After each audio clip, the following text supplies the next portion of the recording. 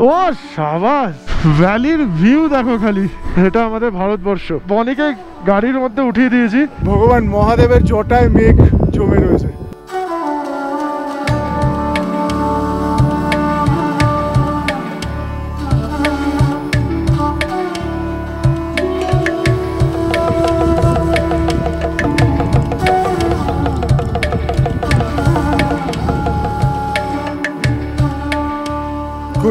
Good morning from Gunji. সকাল 6:27 বাজে এখন, আর গুঞ্জিকে ঠিক এরকম দেখতে লাগছে। এদিকে স্নোক্যাপ মাউন্টেন দেখা যাচ্ছে, আর এদিকে যদি ঘোরাই ঠিক এরকম লাগছে গুঞ্জিকে দেখতে। আর আমাদের গন্তব্য কিন্তু আজকে এইদিকে। যেটা নিয়ে টেনশন করেছিলাম সেটা হচ্ছে ওয়েদার আপাতত ক্লিয়ার রয়েছে, কিন্তু যেদিকে আমরা যাব ওদিক থেকে মেঘ আস্তে আস্তে উপরের দিকে উঠছে।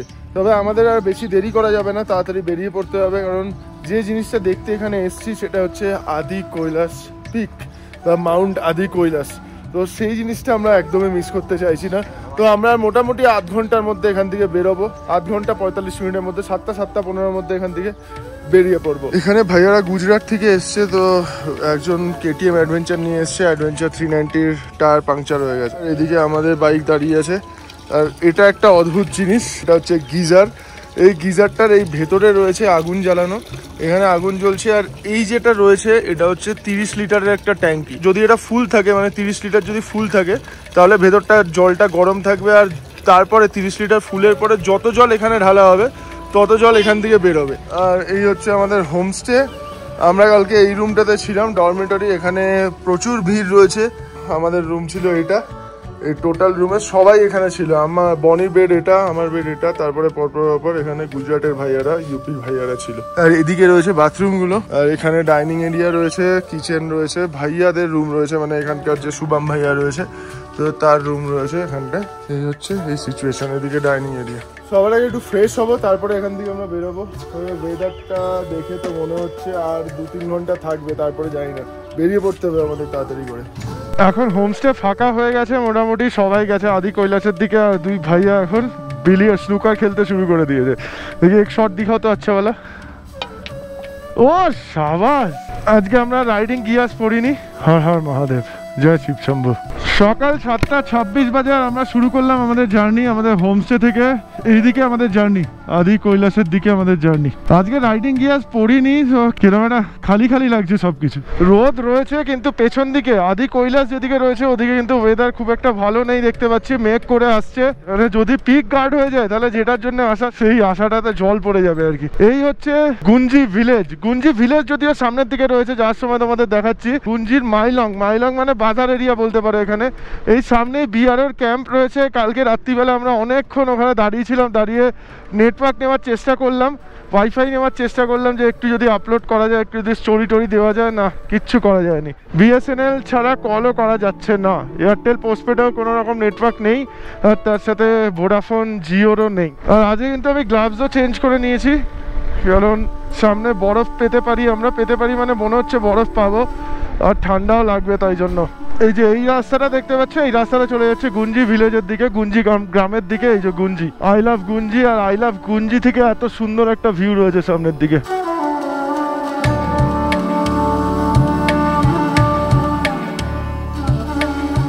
এই যে গতকাল আমরা এই নিচের রাস্তা দিয়ে এসেছিলাম, আজকে চলে যাব স্ট্রেট। নিচের রাস্তা দিয়ে আসলে ডান দিকে যাচ্ছে ওম পর্বত, আর গুঞ্জির হোমস্টেগুলো ডান দিকে রয়েছে, আর বাঁদিকে চলে যাচ্ছে আদি কৈলাস। এখান থেকে আমাদের আদি কৈলাসের জন্য 32 কিলোমিটার জার্নি করতে হবে, 32 কিলোমিটার। আর এই গুঞ্জি থেকে ডান দিকে ওম পর্বতের ডিস্টেন্স হচ্ছে 18 কিলোমিটার। বেশিরভাগ জায়গায় আমরা এখন টারম্যাক পাবো। ওম পর্বতের রাস্তা একটু অফরোড আছে, কিন্তু আদি কৈলাসের রাস্তা টারম্যাক পাবো। তো এই টারম্যাক রাস্তাটা এনজয় করতে করতে, এই উত্তরাখণ্ডের সৌন্দর্য এনজয় করতে করতে, নেপাল উত্তরাখণ্ডের সৌন্দর্য এনজয় করতে করতে সামনের দিকে এগোবো আমরা।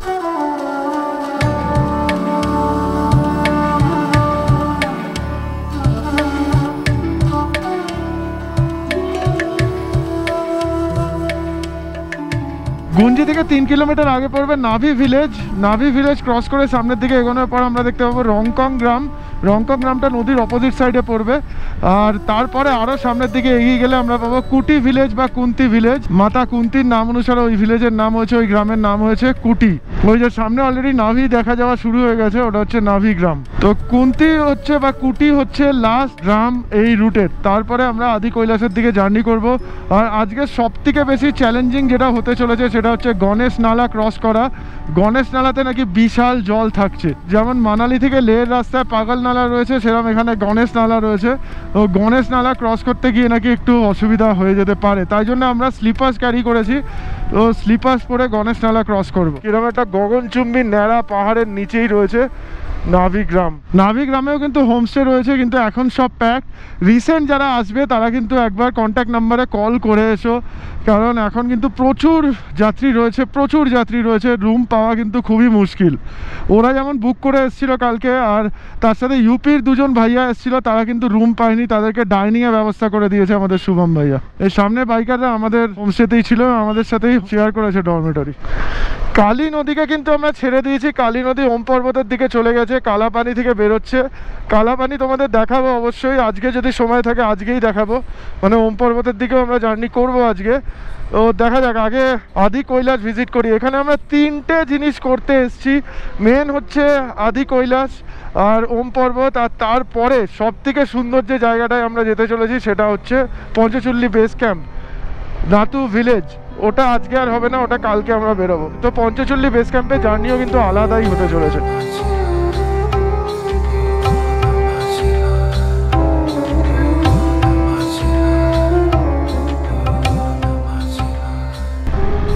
ভ্যালির ভিউ দেখো খালি, এরকম ভ্যালি। রাস্তা মাঝে মাঝে ভালো, মাঝে মাঝে অফ রোড রয়েছে। রাস্তার তো তৈরি হচ্ছে, যেহেতু যাত্রা চলছে। এখানেও একটা নালা রয়েছে, ওয়াটার ক্রসিং। না না, এটা না, এইসব ছোট ছোট নালাতে চাপ নিস না তুই। ও মাই গড, হোয়াট আ বিউটি। এক একটা পাহাড়ের বাঘ ঘুরছি আর এক এক রকম সৌন্দর্য চোখের সামনে ফুটে উঠছে। এই জায়গাটা দেখো একবার, পাইন গাছের জঙ্গল নিচে, আর তার পেছনেই সেরকম গগনচুম্বী পাহাড়।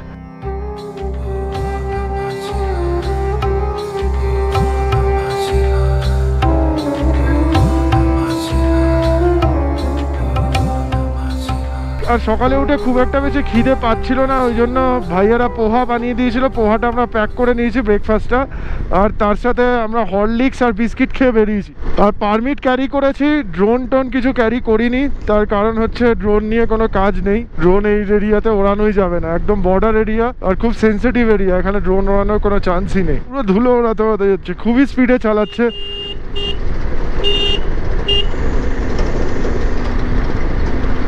এই রাস্তায় না মানে খুব স্পিডে চালানো, মানে স্পিড কন্ট্রোল করতেই হবে, যখন তখন চাকা স্কিড হতে পারে। একটু বেশি বালি পড়ে থাকলেই চাকা ঘুরে যাবে। টার্ন মার্কের উপর দিয়ে যাই। উপরে একটা পিক ছিল, একটু মেঘে ঢেকে রয়েছে চূড়াটা, সেটা এখন আর দেখা যাচ্ছে না। আমি চলে এসেছি একটু আগিয়ে, ওখান থেকে একটা গ্লেশিয়ার নিচে নেমে এসছে, আর সেই গ্লেশিয়ার থেকে দুধ সাদা জল নিচের দিকে পড়ছে। পড়ে গেলে একটা সবুজ হয়ে গেছে ওই জলটা, ওখানটায় হয়ে নদীতে মিশেছে। এই নদীটার নাম কি আমি সত্যি জানি না। কালী নদী নয়, কালী নদী আমরা বললাম। ওম পর্বতের রাস্তায় ছেড়ে এসেছি। এই জায়গাটা দেখো, এটা আমাদের ভারতবর্ষ। আমরা কিন্তু কেদারনাথের অল্টিটিউডে চলে এসেছি, প্রায় 3200 মিটার ছিল গুঞ্জি ভিলেজের অল্টিটিউড। কেদারনাথের অল্টিটিউড ওই 3500-3550 মিটার মতো হবে। তো এই সামনে যে কুটি ভিলেজ আমরা পাবো, কুটি ভিলেজের হাইট কিন্তু কেদারনাথের থেকেও বেশি বা সমান সমান হবে। হাঁটো হাঁটো হাঁটো। ভেড়াদের মিছিল চলছে, কম্বল টম্বল বয়ে বয়ে নিয়ে যাচ্ছে ভেড়ার। আরে বাবা, ওই ভেড়ার কালারটা আবার কি ডালমেশিয়ান কুকুরের মতো, এই মাঝখানে ছোটটার। এই যে এটা হচ্ছে এদের রক্ষাকর্তা, এই কুকুরগুলো, এরাই রক্ষাকর্তা এই ভেড়াগুলোর। চিতাবাঘ ভাল্লুকের হাত থেকে রক্ষা। এসব জায়গাতে স্নো লেপার্ড থাকে না, কুকুরের গলায় একটা লোহার বেল্ট লাগানো রয়েছে, যাতে স্নো লেপার্ড যদি আসে ফট করে ওকে ধরতে পারবে না, কামড়াতে পারবে না গলায়। সামনে কিন্তু স্নো ক্যাপ মাউন্টেন দেখা যাচ্ছে, দেখো ঘুরলেই বুঝতে পারবে তোমরা। পুরো দেখো সাদা ধপধপ করছে চূড়াটা।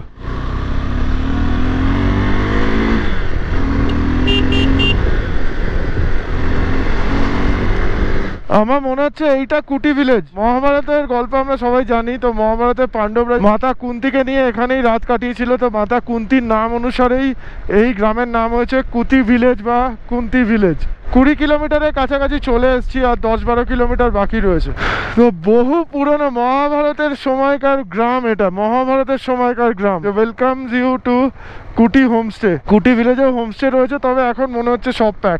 নিচ দিয়ে যে নদীটা যাচ্ছে বলছে কুটি ইয়াংতি নদী। এখানে পারমিট দেখাতে হবে কুটিতে। এখানে আমরা পারমিট তো বানালাম, তার সাথে বাইকের জন্য 50 টাকা কাটবে। ইয়ে আদি कैलाश किससे है? विकास समिति का मंदिर विकास समिति। साफ सुथरा করার জন্য 50 টাকা নেবে। और गाड़ी का कितना होता है? गाड़ी का 100, टू व्हीलर का 50। अच्छा अच्छा। কুটি থেকে আদি কৈলাসের ডিস্টেন্স হচ্ছে 13 কিলোমিটার, আর গুঞ্জি থেকে 32 কিলোমিটার, মানে আমরা 19 কিলোমিটার চলে এসেছি। গণেশ নালা পড়বে আর 10 কিলোমিটার পরে। গণেশ নালা ক্রস করার পরে আমরা আদি কৈলাস পর্বত দেখতে পাবো, মাউন্ট আদি কৈলাসকে দেখতে পাবো। গণেশ নালা থেকে জলিংকংয়ের ডিস্টেন্স হচ্ছে 3 কিলোমিটার। ওয়েদার আজ ক্লিয়ার আছে, কিন্তু তার সাথে সাথে বাদিকে মেঘ করে আছে। আমি জিজ্ঞেস করলাম আইটিবিপি স্যারদের, বললো যে দেখতে পাবে, কোনো অসুবিধা নেই। আর ওদিকে কিন্তু বেশ বরফ দেখা যাচ্ছে, মানে বুঝতে পারছো টেম্পারেচার এখন কিরম রয়েছে। তবে খুব একটা ঠান্ডা লাগছে না, তার কারণ হচ্ছে রোদ রয়েছে আমাদের পিছনে, মানে পিঠের উপর পুরো রোদ পড়ছে, আর তাই জন্য ঠান্ডা খুব একটা লাগছে না। এখন যদি মেঘ করে থাকতো তাহলে কিন্তু খুব ঠান্ডা লাগতো, কাঁপুনি দিত প্রায়। তো এইখানে পিচটা কিন্তু একদম রিসেন্ট করা হয়েছে, হয়তো গতকাল বা গত পরশু। এখনও কিন্তু পিচের গন্ধ বেরোচ্ছে, নতুন করা পিচের একটা গন্ধ হয় না, সেই গন্ধ আমি পাচ্ছি।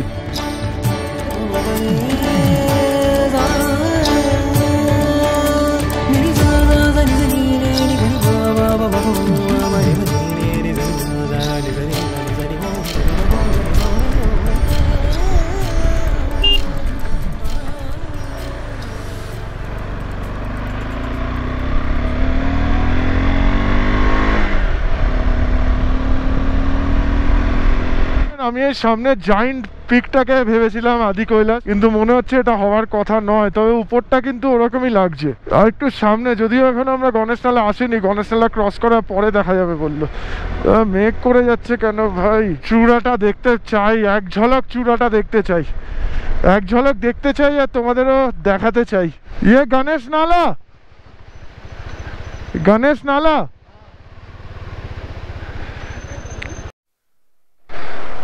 দাঁড়াবি নেবে? বনিকে গাড়ির মধ্যে উঠিয়ে দিয়েছি।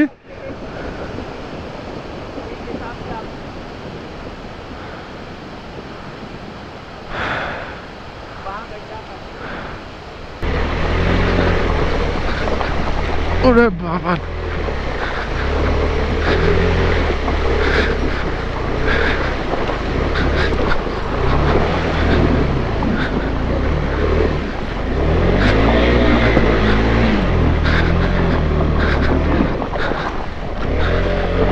ওরে বাবা ঠান্ডা।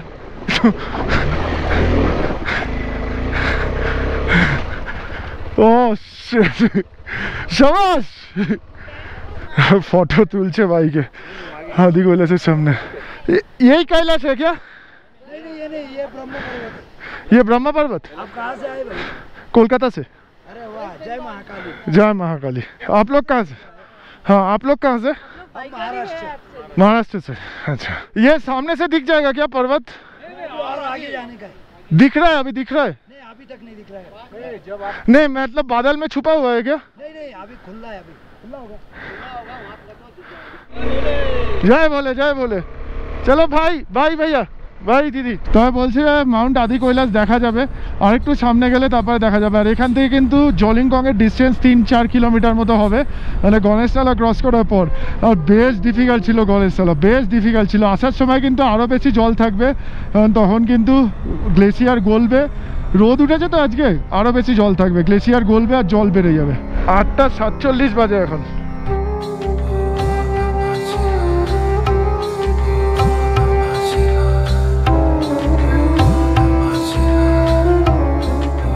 আদি কৈলাস মনে হচ্ছে ওইটা, কিন্তু চূড়াতে পুরো বরফে মেঘে ঢেকে রয়েছে। আবার এখানে মনে হচ্ছে এন্ট্রি করতে হবে, এন্ট্রিতে যা লাইন হচ্ছে কি বলবো আর।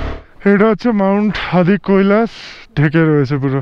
এটাই হচ্ছে মাউন্ট কৈলাস, মাউন্ট আদি কৈলাস। চূড়াটা আর দেখতে পাচ্ছি না আমরা, এই হচ্ছে মাউন্ট কৈলাস, জাস্ট চূড়াটাই মেঘে ঢেকে রয়েছে।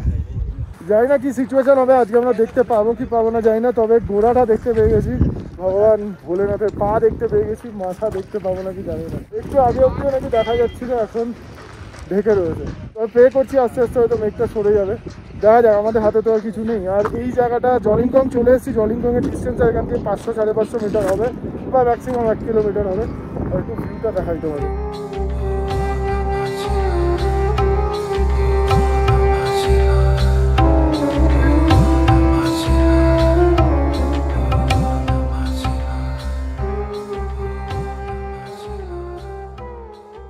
বাইকের পারমিট ওখানে জমা করে দিয়েছি, জমা করে মানে বাইক নিয়ে যেহেতু এসছি ওই জন্য পারমিটটা জমা করে এসছি, যাওয়ার সময় নিয়ে যাব। এই হচ্ছে জলিংকং দেখা যাচ্ছে, এটাই জলিংকং। এখানেই আমাদের বাইক পার্ক করতে হবে, তারপরে আমাদের হেঁটে যেতে হবে পার্বতী সরোবর। এই যে মাউন্ট আদি কৈলাস, চূড়াটা খালি মেঘে ঢেকে রয়েছে, বাকি টপ টু বটম দেখা যাচ্ছে। এখান থেকে মাউন্ট আদি কৈলাসের ভিউ পাওয়া যাচ্ছে। একটু আগে চূড়া গার্ড হয়েছিল, আমরা দেখতে পাচ্ছিলাম না, মেঘে ঢাকা ছিল, কিন্তু এখানে আমরা 15-20 মিনিট দাঁড়িয়ে আছি, জাস্ট চূড়া দেখা গেছে। প্রথমে তোমাদের চূড়াটা দেখাই, তারপরে বাকি কথা বলছি। ভগবান ভোলেনাথ কিন্তু দর্শন দিয়েছে, ভগবান ভোলেনাথ দর্শন দিয়েছে। এই যে চূড়া দেখা যাচ্ছে, এই যে মাউন্ট আদি কৈলাসের চূড়া একটু আগে দেখা যাচ্ছিল, চূড়াটা দেখে নাও। ভগবান ভোলেনাথ এখানে ধ্যান করেছিলেন যখন উনি বিবাহ করতে যাচ্ছিলেন ত্রিযুগী নারায়ণের, ঠিক এখানে ধ্যান করেছিলেন। এই হচ্ছে মাউন্ট আদি কৈলাস, পুরো ভোলেনাথের দর্শন, সাক্ষাৎ মহাদেবের দর্শন।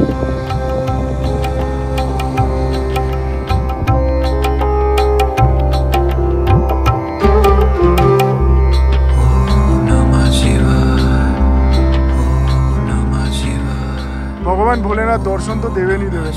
পুরো কৈলাস পিক মানে কৈলাস পর্বতের মতোই কিন্তু দেখতে, ছোটা কৈলাসকে একদম দেখতে পাচ্ছ, পুরো মাথাটা দেখো। আর এদিকে যে মেঘটা করে রয়েছে, মেঘ দেখে মনে হচ্ছে ভগবান মহাদেবের জটায় মেঘ জমে রয়েছে, এক্ষুনি ওখান দিয়ে বৃষ্টি হবে। আমার কিন্তু ফুল ভরসা ছিল, দেখা পাবোই। কালকে ওয়েদার এত খারাপ ছিল, এত খারাপ, অর্ধেক লোকজন দেখতেই পাইনি, শুনে মনটা খারাপ হয়ে যাচ্ছিল, বাট আমার মনে ভরসা আছে বাবার উপর, দেখা পাবোই। কিন্তু দেখা যাচ্ছে, যেটা নিয়ে টেনশন নিয়েছিলাম যে আদি কৈলাসের চূড়া দেখতে পাবো নাকি, কিন্তু পেয়ে গেছি। স্বয়ং ভোলেনাথ বসে আছেন ওখানে মনে হচ্ছে, দেখে দেখো পুরো ভোলেনাথের চূড়াতে মেঘ জমে আছে দেখে মনে হচ্ছে। এই জায়গাটা হচ্ছে জলিংকং, জলিংকংকে আদি কৈলাসের বেস ক্যাম্প বলতে পারো। এখান থেকে কিন্তু আদি কৈলাস মন্দিরের ট্রেক শুরু হয়। মাউন্ট আদি কৈলাস কিন্তু ছোটা কৈলাস নামে পরিচিত, মানে পঞ্চ কৈলাস রয়েছে। পঞ্চ কৈলাসের প্রথম কৈলাস হচ্ছে কৈলাস মানস সরোবর বা কৈলাস পর্বত। সেকেন্ড পবিত্র কৈলাস হচ্ছে মাউন্ট আদি কৈলাস, 6310 মিটার হচ্ছে অল্টিটিউড এই মাউন্ট আদি কৈলাসের। এই মানে প্রথম কৈলাস হচ্ছে তিব্বতে রয়েছে, সেকেন্ড আদি কৈলাস হচ্ছে উত্তরাখণ্ডে, আরও 3টে কৈলাস রয়েছে, মণিমহেশ কৈলাস, শ্রীখণ্ড মহাদেব কৈলাস আর কিন্নর কৈলাস, 3টেই কিন্তু হিমাচল প্রদেশের মধ্যে পড়ছে। মাউন্ট আদি কৈলাসের একটা বিশেষত্ব তোমাদের বলি, ভগবান ভোলেনাথ, ভগবান মহাদেব যখন কৈলাস মানস সরোবর থেকে বা কৈলাস পর্বত থেকে দেবী পার্বতীকে বিবাহ করতে যাচ্ছিলেন, ওনাদের দুজনের বিবাহ হয়েছিল হচ্ছে ত্রিযুগী নারায়ণে। তো বিবাহ যখন করতে যাচ্ছিলেন তখন এই আদি কৈলাসেই উনি আস্থানা করেছিলেন, এখানেই কিন্তু উনি ধ্যান করেছিলেন। তো তারপর থেকে এই পাহাড়ের নাম হয় আদি কৈলাস বা ছোটা কৈলাস। পিকটা মানে চূড়াটা কিন্তু একদম কৈলাসের মতনই দেখতে, মানে মাউন্ট কৈলাসের মতন দেখতে, দারুণ লাগছে। বনি, তোমার এক্সপিরিয়েন্স এখানে এসে কিরকম লাগছে? আমি মুগ্ধ হয়ে গেছি, কিছু বলার আমার নেই। মানে বাবা দর্শন দিয়ে দিয়েছে আমাকে, মানে আমাদেরকে,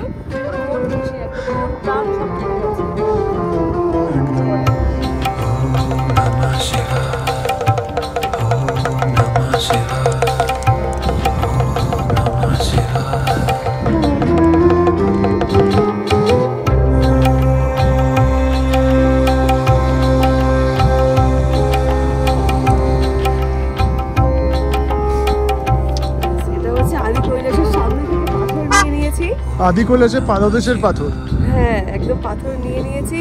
আমার কাছে অমরনাথের আছে, কেদারনাথের আছে, তুঙ্গনাথেরটা নেই, বাট আমি এখান থেকে নিয়ে নিয়েছি এতগুলো পাথর বাড়ির জন্য, দিদির জন্য, সঙ্গে রেখে দেবো এটা আমার। মাউন্ট আদি কৈলাসের ঠিক পাশে এইদিকে যে পাহাড়গুলো দেখা যাচ্ছে, ছোট ছোট চূড়াগুলো দেখা যাচ্ছে, এটা হচ্ছে পঞ্চ পাণ্ডব বলছে, পঞ্চ পাণ্ডবের পিক বলছে। আর তার সাথে অপোজিট সাইডে যেটা দেখা যাচ্ছে, এটা হচ্ছে পার্বতীর মুকুট বলছে, এটা হচ্ছে পার্বতীর মুকুট। আমরা এখন আদি কৈলাস মন্দিরে যাব কিনা জানি না, তবে এটাই হচ্ছে মেন মন্দির আমাদের কাছে।